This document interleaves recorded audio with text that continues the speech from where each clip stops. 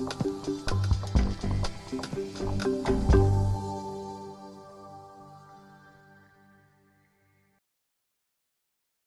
name is Jonathan Roach and I'm head of car sharing for the Europe Car Mobility Group. You might know it by being in Dublin as GoCar. It's GoCar. And Rob Kearns is GoCar's growth manager.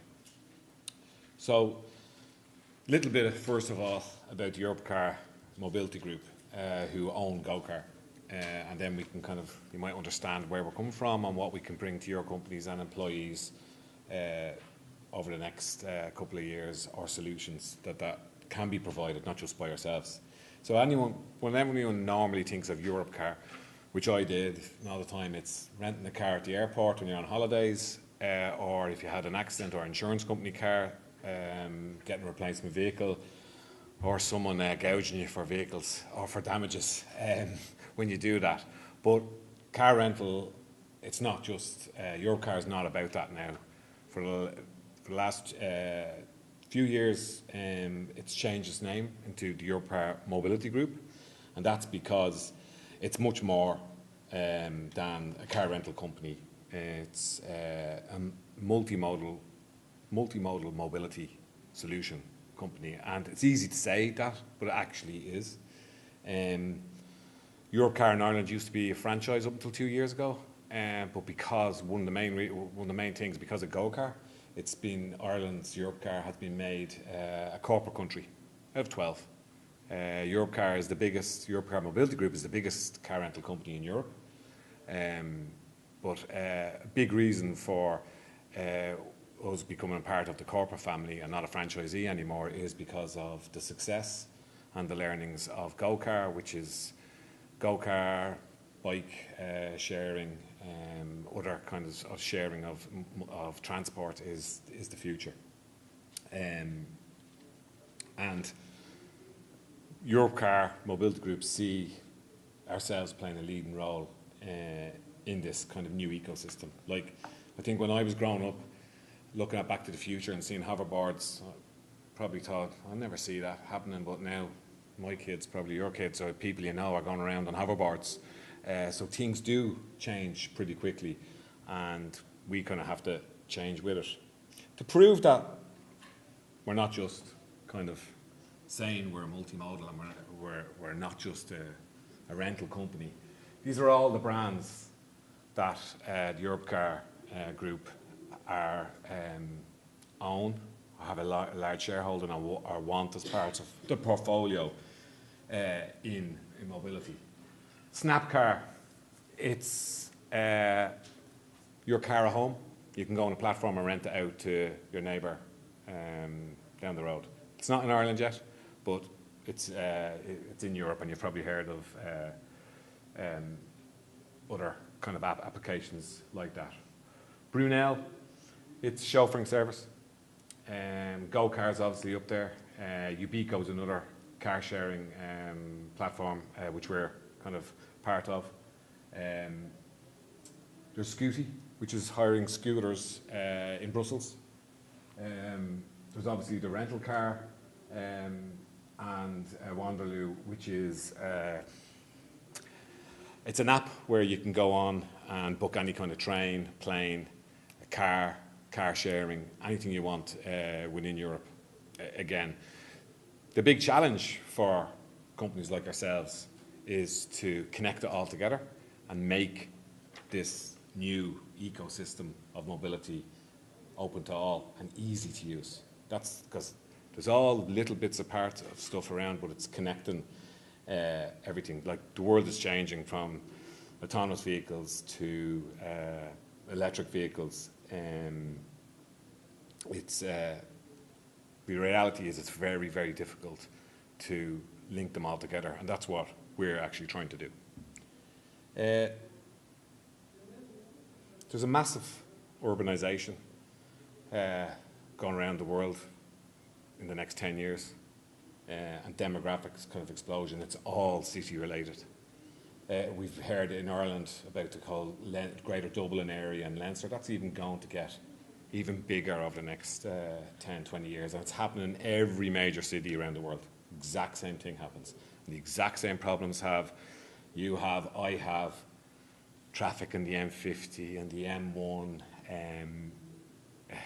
public transport, too many people on the trams, not enough bikes at Euston Station in the morning, nowhere to put your bike when you get back from if you are sharing a bike in Euston Station. So all this is happening around us, and we're probably not great at planning at that, but as a company we are hoping to be at the forefront of providing solutions for everybody, not just people with money, but everybody, making it open to everybody and convincing people, in colleagues, future employees, to leave, and this is what we're kind of going to concentrate on with Rob earlier on, to leave their car in the garage and take public transport or walk or take a bike.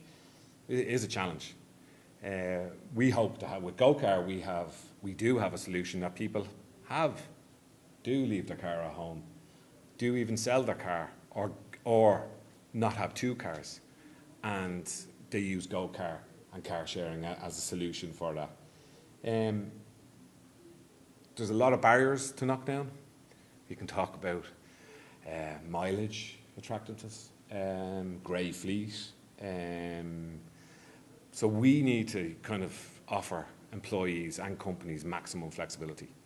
That it's easy to use public transport, it's easy to get a bike, it's easy to walk, it's easy to go out and get a go-car. You don't actually have to bring your car into work if you don't want to. It's taken cars off the street, because, as Rob will go through later on, every go-car takes around 15 cars off the streets of Dublin out there. It's not simple, as I keep on saying, it's not simple to convince people, but where we're at now is we're working with the likes of local authorities to provide mobility hubs for their employees, that they don't have to bring their car in, that they don't have to go to a meeting in their own car. There's safety issues around people using their own cars.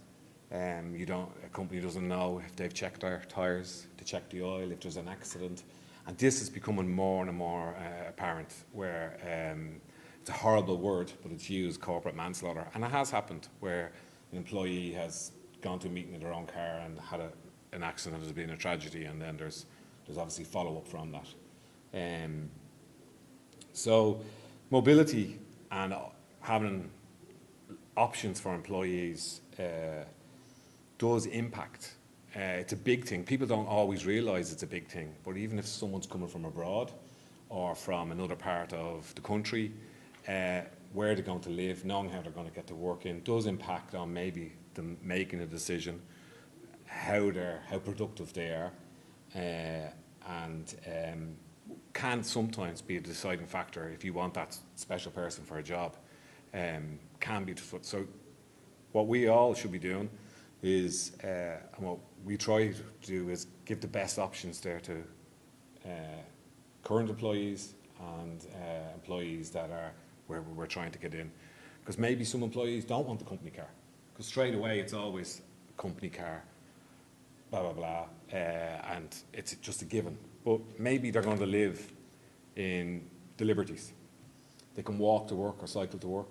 They can get the bus, maybe they're happy, and they want the benefit of maybe having a leap card, having a car at their disposal at the weekend to go to IKEA or Glendalough. They don't have to pay BIK, maybe they get an EV, which is the new thing, instead of a fossil fuel car. There's no BIK on an EV. That's only since last October and we've seen the impact on that already. Of an EV can now do 400 kilometres, not expensive ones, just standard new ones now. Not many people, apart from sales reps, do 400 kilometres in one journey, unless you're going from, you can even, with the new EVs, you can even do Dublin to Cork, and in reality do it like in a day. So, as I said, it does have a direct impact on kind of well-being. You've probably heard a lot about well-being earlier on, and there is a balance between it. And we believe we have some great options now, but even more in the future, and that companies don't know about, and hopefully can engage with us on that. I'm going to hand off to Rob, who will specifically talk about the success, the future growth of GoCar in Ireland, and how employees of yours are probably using it now, how many users we have, and how prevalent it has become and how widespread we are, and some of the benefits that it can bring to your companies and organisations. And I'll answer any questions while we go through the presentations. If someone wants to put up their hand, if it's better than at the end, please do. Okay? Cheers, Jonathan. So yeah, my name's Rob. I'm the head of growth for GoCar. Jonathan's talked about the Europe Car Mobility Group and the idea of future mobility and shared mobility there. I'm going to talk very, very specifically about cars and about GoCar as well. So as Jonathan mentioned briefly, there is a bit of a car problem on our streets. So there's over 2 million private cars owned in Ireland, in a country of just over 5 million people. The average car costs people about €11,000 a year when you add in car, maintenance, insurance, fuel costs, NCT, tax, all of those things together. It's pretty expensive to actually keep a car on the road. Most cars are only used for an hour a day. The majority of car users on a Monday to Friday who commute to work, they drive 20, 30 minutes to work, they park their car, they drive 20 or 30 minutes home, they're in for the evening. That's something you spend €11,000 on a year. A lot of time you use an hour a day. So they're parked about 95% of the time. And even with all that, even with that little bit of use, this incredibly expensive thing that you barely use, cars account for 22% of our carbon emissions in the country. So they're bad for the economy and they're costing you a lot of money and you're not really using them very much. That's not just a problem for consumers, that's everyone's problem. As for you guys as representatives of your companies, that's sort of, you're part of that, we're all part of that. But let's think about why that's particularly relevant to companies, as well as these issues. Obviously, you know, it'd be great to help your staff not pay €11,000 a year for a car if they don't have to. But for companies in particular, there's a workplace car problem. So that is gravely car usage. So that's people driving their cars to work so that they can then have the car and work with them so they can drive to loads of meetings during the day. You drive to work because you know you're going to need to do 2 or 3 other errands during the day in your car. So you're sitting for maybe 30 or 40 minutes on the M50 every morning and every evening because you know that during the day you're going to have to drive to a few meetings. There's the cost of paying and managing transport expenses. So if you have some kind of system or some kind of process or policy where you're refunding people for the errands that they do in their own cars during the day, you're having to process that, manage it, and you have to pay it as well. You might have your own fleet of cars or vans or something in your business.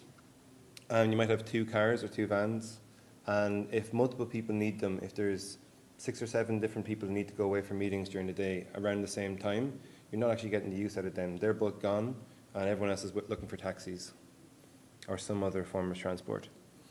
Provision of car parking spaces. If you have a business in the city centre, it's probably expensive for you guys to have car parking spaces. It's getting more and more expensive for developers to build car parking spaces. So if you have loads of people driving into work and need to bring their cars, they're looking for car parking spaces. That's a massive expense and it's very inefficient.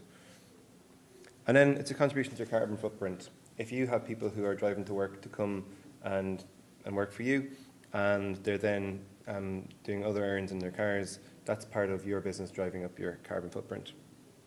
When we think about car usage and what could be the way of the future in cities, you might have seen this before, but just to touch on it briefly, is the inverted transport pyramid. The idea being that as we think about planning for people's mobility and how people get to work and how people get about their daily lives, best thing everyone could be doing, if possible, if you live close enough to your work or if your errands during work are close enough, is to be walking or running. Next is cycling. Obviously, cycling and walking are both pretty healthy and pretty environmental, but cycling requires a lot more infrastructure than walking. Then you're going on to bigger bicycles, through down to public transport. And then it's using taxis or sharing cars.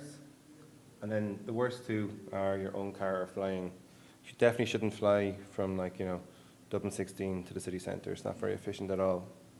But that's basically what we're saying. I'm going to start talking about car sharing now very soon. But just so you know, we're not saying that car sharing sits up at the top there. We're not saying it replaces public transport. It definitely shouldn't. But it sort of should replace private cars, hopefully, in a lot of the situations that people have to use private cars. And I'm going to explain to you in a few seconds why a product like GoCar and an idea like car sharing will help you in your business, but also hopefully help reduce the car problem that we've been talking about. So that's us. It's GoCar. I'm going to tell you how it works very briefly.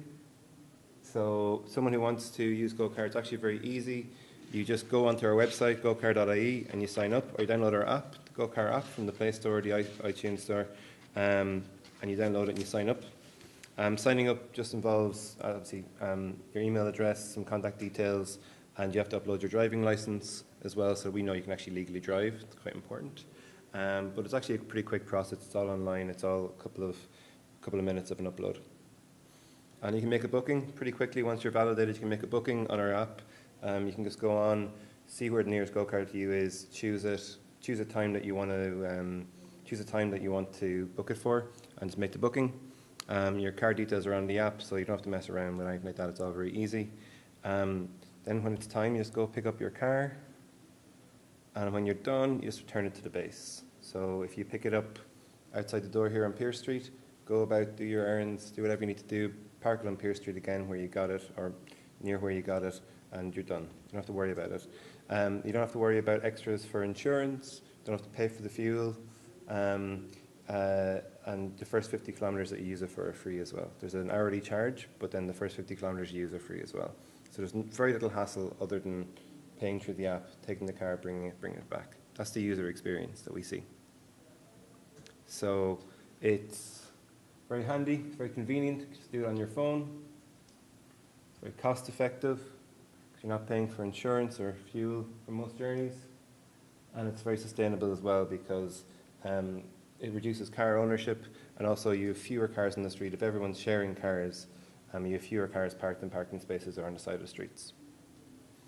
As Jonathan mentioned, our numbers sort of differ in this sometimes, but our conservative estimate is that in communities where there's a GoCar or a few GoCars around, from talking to our users, we reckon that 15 private cars worth of journeys are replaced by GoCars when there's GoCars in the community.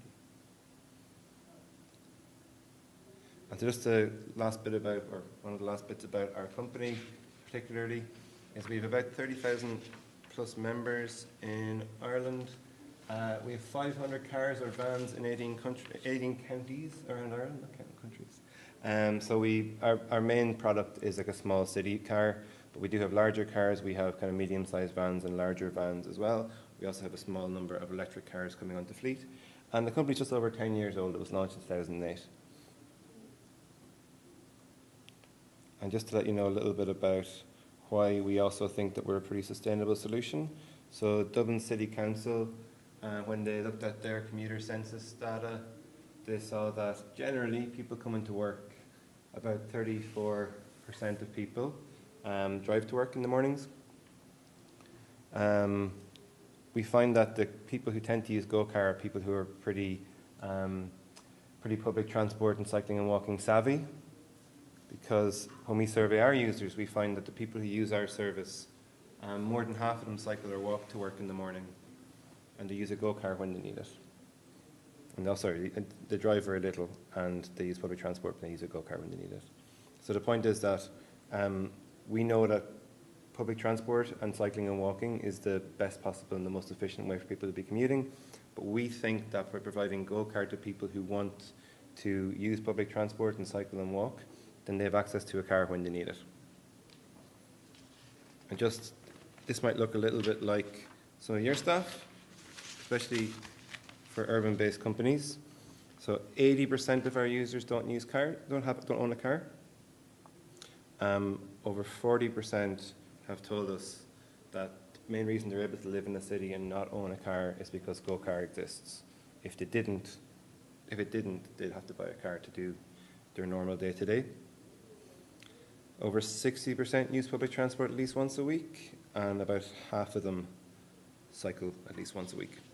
So again, GoCar is the choice of people who are urban, live in cities, work in cities, want to use public transport, want to travel sustainably, but sometimes need to use a car. And just the last bit is the average journey people do with us is about 4 hours, about 30 kilometres. And people can take our cars for 24 hours or more, but it's 97% of trips are less than that. And if you're thinking of what are people doing if they're not commuting with GoCar, they're going on day trips to the Wicklow Mountains. It's a second car for people, or a family taxi. So if there's a 2-car family and one car is gone for the day, maybe the other parent needs to bring kids out for a game or something like that, they can take a GoCar and use it for that. Maybe you don't own a car and you usually use public transport, but transporting a couple of kids around to do something for a day on public transport for different reasons might not be convenient, so that's what they use it for. People use it for the big shop or the big trip to IKEA. People use it to go to meetings. A lot of people who would normally, as I mentioned, use public transport or find some other way to get around, use GoCar when they need to go to a certain meeting in a certain place. And then, because we have a stock of vans in the street now, what we're seeing more and more, which may be interesting to you, is that smaller companies actually just book out our vans for a couple of hours, rather than like maybe a small bakery having to buy or lease a huge van to do their deliveries. They can take a GoCar for 2 hours and do their deliveries. And coming up next, we have a few things which could be of interest. First one is about multimodal mobility, as Jonathan was saying. So GoCar is about cars right now, cars and vans realistically. As he mentioned, our overall strategy is to get into shared mobility of all kinds and multimodal mobility of all kinds. So we want to get into a situation where we're working with companies like yourselves to think about how we can provide mobility hubs, so linking in cars, shared bikes, shared scooters, and even linking in with local public transport routes, so that you're able to access lots of different forms of mobility and shared mobility. We're currently piloting a product with Dublin City Council and some of the city councils around, or some of the councils around Dublin, to build almost a transport hub near their offices, where they can come out. Maybe it might be a couple of GoCars outside in their car park, some shared bikes, that kind of thing. They can use an app, they can go on, they can book transport, and that'll hopefully reduce the carbon footprint and make systems more efficient for those people. We're also working with a lot of developers about trying to get car clubs put into people's planning applications for offices and apartments. The point being that we know that it'll be a lot easier for companies and for individuals to use car sharing if it's outside their house or outside their office. So we're working with a lot of developers to do that. The benefit, hopefully, to society of that is that if people are planning for there being 3 or 4 shared cars in a development rather than loads of extra car parking spaces, that's hopefully better for the city. That's space that's not being spent on sitting under a car for 95% of the time. And then we're also looking at more shared electric vehicles. We recognise that we need to get more electric cars out into our fleets if we want to be truly sustainable. The infrastructure in Ireland is kind of slowly coming together to really drive the change to electric vehicles, and we want to be part of that. So we're going to hopefully in the next couple of years see more electric vehicles come on board. That's just a general gist about GoCar. I'm going to talk next about how car sharing, and GoCar in particular, but any kind of car sharing really, can help your company. I'm just going to run through now, just kind of getting to the point of the matter about how this actually might help a company in particular, before we get too deep into time. So just quickly, how it works for a company, it works the same as it works for a normal, like, everyday user. The company signs up to an account. The slight difference is the company then adds drivers to the account, so the driver will get a prompt to join the company's GoCar account. The driver will go through the sign-up process, say who they are, give their details, upload their license, all that kind of stuff. That person will be on your account, so only people who you've put onto your account, you've invited to your account, can use your account. They book through the GoCar app, same as everyone else, and then if it's on your account that you're paying for, your company just pays for what people use. and it's just, there's a card set up against your account. We take off the card, or we can invoice at the end of the month. There's a few different ways to do that. So what's the benefit of doing it compared to owning or leasing cars in your company? Again, I'm not sure. Do any of you actually work in companies that own or lease vehicles that people use for meetings and stuff? No? Cool. Well, just in case you ever dreamed of doing that, here's why you should get a go-kart instead. So if you have a short, like maybe 1 or 2 cars that your company owns or uses regularly, you can't have, if you have 2 cars, those cars can only serve 2 meetings at a time or 2 errands at a time max. So with go-cars, if someone's on your account, they can go use any car that's nearby. So if you have 10 people who all need to go to a 1 o'clock meeting, just far enough away from the office that cycling or walking would be inconvenient, they can all do that through go-car. They can all book the 10 nearest cars, and that's fine. So they have access to this massive fleet of cars.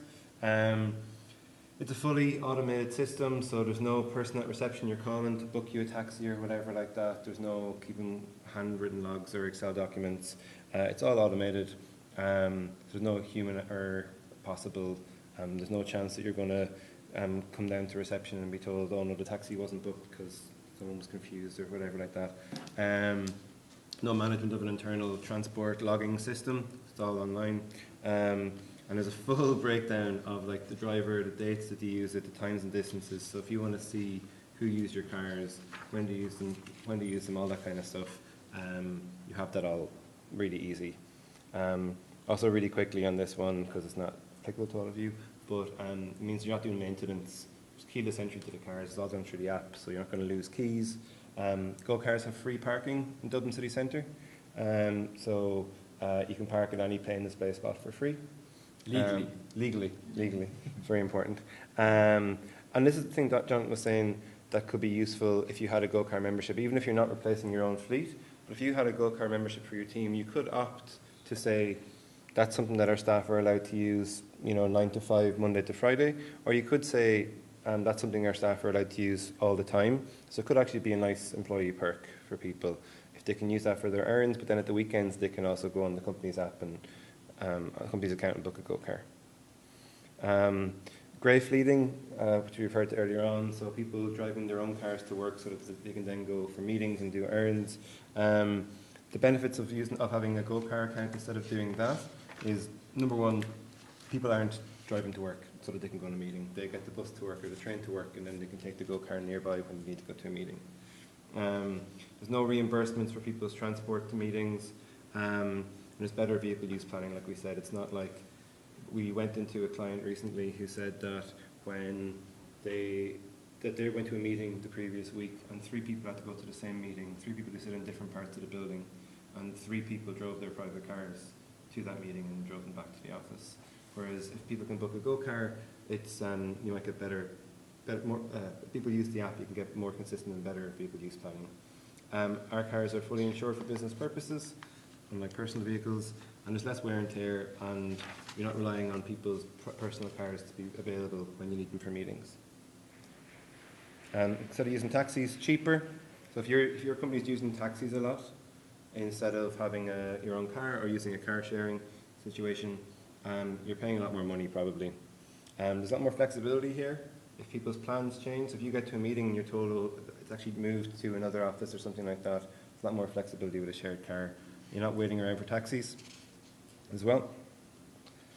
And then one of the last things I'll say is you can get a dedicated go-kart through us. So if you are through anyway, you can choose to have a go-kart which sits outside your office in your car parking space just for your staff to use, and only your staff can get online and book that car. If you have that situation and one person books the car and then someone else has to go to another meeting, they can just go on and use the public fleet that's out, probably just on the next street over or something like that as well. So you'll always have a car, at least one car available to you, but if you need more, you have access to the rest of the fleet. And again, in some cases, people have asked that they have a dedicated go-car, but they brand it with their company's logos as well. And then the last thing is, we're also, as I mentioned, trying to get more electric vehicles onto our fleet. We're doing that more and more. If you wanted to have a dedicated car sitting outside your office that only your company could use, we can definitely make that an electric car with some small work on putting in the charging infrastructure. That's a great way of reducing your carbon footprint. If you have a lot of travel around town that's going on, you can do it all electrically and reduce your carbon footprint. It's also good kind of corporate social responsibility in that by getting people into electric cars, you're helping to reduce the general range anxiety around electric cars that people have, that electric cars will break down and not work. And I suppose it's kind of educating your staff about electric car usage. And then just before, we really don't have much time for questions, but just a couple of things. There are details. We have some flyers here about car sharing for your business. If you want to take one and have our details, info@gocar.ie is our contact. So if you want to talk more about this and find out more about it, that's where you can find out more. But I'll say, if you want to get in touch, we're not just interested in talking to you if you want to get a GoCar subscription or if you want us to put a dedicated car outside your office. There's a couple more options if you want to have a chat. One option is, imagine some of you are putting together onboarding materials for new staff coming over, particularly staff who are coming from abroad. They might be asking about transport and about housing and about parking and those kind of things. It might be beneficial for you to be able to say, well, we're not providing you a parking space and we can't guarantee the apartment you're going to find is going to have a parking space, but here's some information about a service called GoCar that you might want to get a subscription to. So if you want to contact us about getting a handy bit of information about GoCar to share with your staff who are coming over from either, as I said, abroad or a different part of the country, I'm happy to chat about that. And then the last thing is, you might be listening and kind of listen to Jonathan talk about multimodal planning and transport and everything, and thinking you don't really know where to start in terms of trying to change your transport policy, or maybe you don't have a transport policy, into something that looks like you're better using the public transport systems and the shared bike systems and everything like that. We're happy to sit down for a chat and a coffee or something like that and just talk about how you can approach transport planning for your company. That might suit having car sharing as part of it, it might not, but we'd love to have the conversation and get people thinking about new ways of getting their staff around, because we're in the business of finding new ways to get people around. And so any way we can get a chance to chat about it more, we'll be really happy.